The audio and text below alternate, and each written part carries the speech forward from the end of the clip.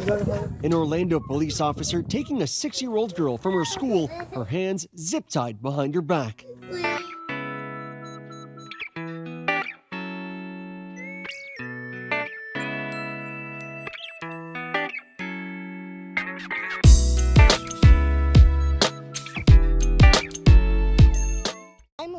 Shock. Well, I mean, why? I mean, I can't imagine. Parents outraged hearing that an Orlando police school resource officer arrested young children ages 6 and 8 from the same school.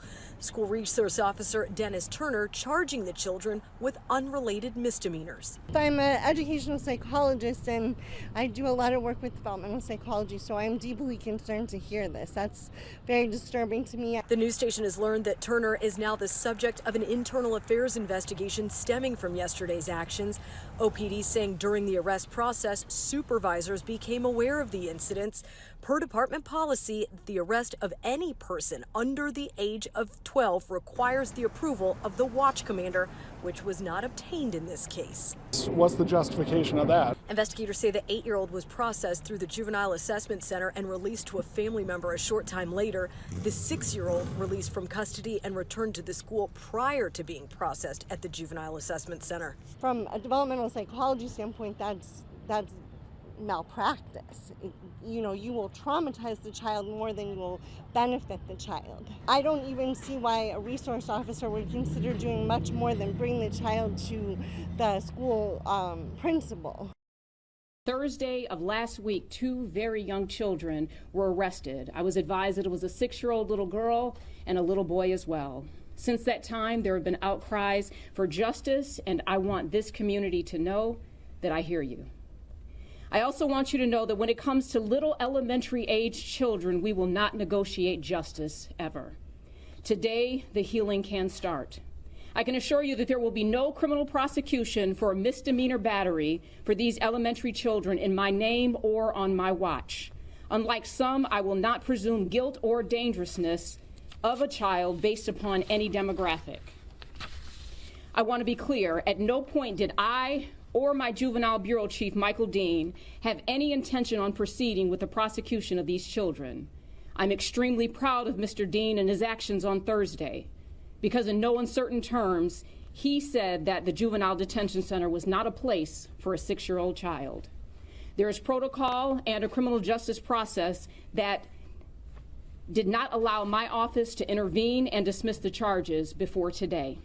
Case numbers are generated by our clerk's office, and it is only at that point that I, as a state attorney, am authorized to act. A case number pertaining to the 6-year-old girl was provided to my office this morning, and the charges were dropped this morning.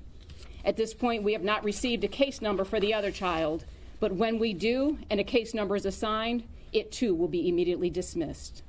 While I am extremely sensitive to the concerns of those who are identified as victims, and my office has reached out to speak to them, I refuse to knowingly play any role in the school-to-prison pipeline at any age. These very young children are to be protected, nurtured, and disciplined in a manner that does not rely on the criminal justice system to do it. Systems are not designed to raise our children, people are. When we rely on the criminal justice system to raise children, let us not be shocked at the pain in the communities, the mental health crisis, and the inarticulable dysfunction that is so pervasive within the system and elsewhere. We must explore better options as a state. We must raise the expectations of how we respond in difficult situations.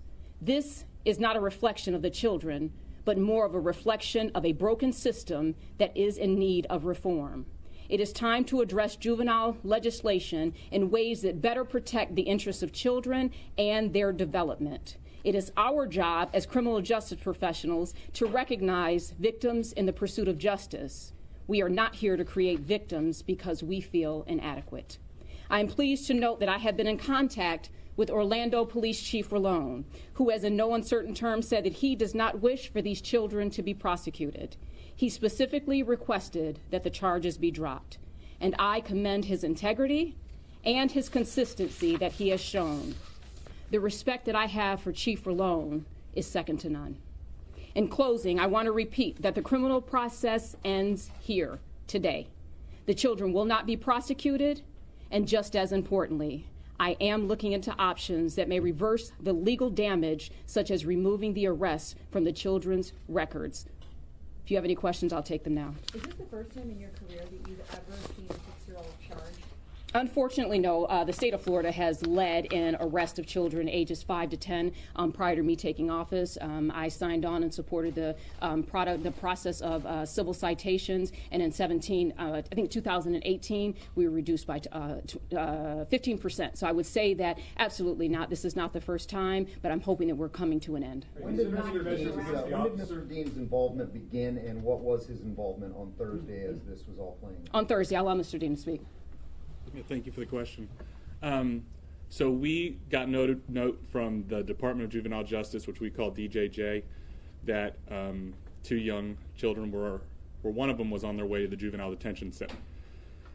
I asked for the report, and as soon as I got it, and the public defender's office was made aware of that report as well, obviously they were interested in his release. As soon as I found out about it, I made it very clear that we did not want him going to the JDC or spending any time at the juvenile detention center, which is what I mean by the JDC. And I let everybody know, the department, the juvenile detention center, who sometimes needs our waiver to release children, that we absolutely did not want that child at the juvenile detention center, especially overnight or at all, preferably. Just to be clear, he was not at the JDC, he was at the Jack Center, correct? And he never made the transfer from one to the other. That's correct. He never made it, but we were being told he was going to be transported there. That's when I found out about it, and that's when I let everybody know. That was around noon, a little after noon on Thursday. So as far as you know, were both kids mugshots, fingerprinted, handcuffed, the whole 9 yards? I don't know that information. I don't know if they got to the Jack, as he was the juvenile assessment center, if they were processed in any way. We know one was. And then here's the time. I'm gonna give him a little bit of reprieve, because we're not. I can't speak to what we don't know. We are not part of law enforcement. We are the state attorney's office. So I want to allow Chief Rolone to manage what they're managing, and I'm going to manage my office's work, which is making a decision we are not prosecuting. You're not just a state attorney, you're also a mother of kids around this age. When you heard about this and heard why they were charged, what was your immediate thought? You know, Holly, I will tell you that the shock of any person. I don't think that it takes a person being a mom and having children at the age that I have. At the end of the day, children deserve to be disciplined by all means when they're misbehaving. But as I said earlier, the discipline must not depend on the criminal justice system. Anything that can be done against, any measures that might be taken against Officer Turner? That's up to the police. I know that our office, the only responsibility and oversight that we have is whether or not we use officers. Our Brady policy, which Amanda is the director of our conviction integrity and the chair of that, those are things that we may be reviewing. You guys talk with the kids, what they feel about it? I'm sorry? How they feel, the kids?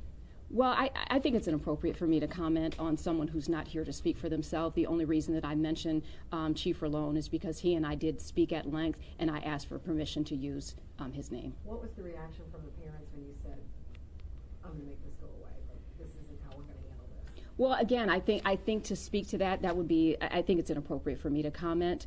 There are, like one of the cases, I have not had direct contact with the family, so that one I can't even speak to. Have you been in contact with Lucius and Emma Nixon School faculty themselves?